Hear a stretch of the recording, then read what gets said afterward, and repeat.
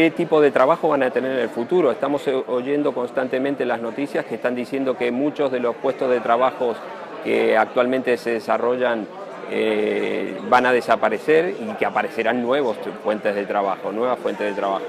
Creemos que la emergencia de este tipo de tecnologías son las que van a favorecer la creación de nuevos puestos de trabajo, y entonces creo que en ese sentido la educación tiene un papel importante a desarrollar, a tratar de, no digo formar, sino abrir puertas para que se vea qué es eso, ¿no? Y entonces, de alguna manera, contribuir a la generación de vocaciones.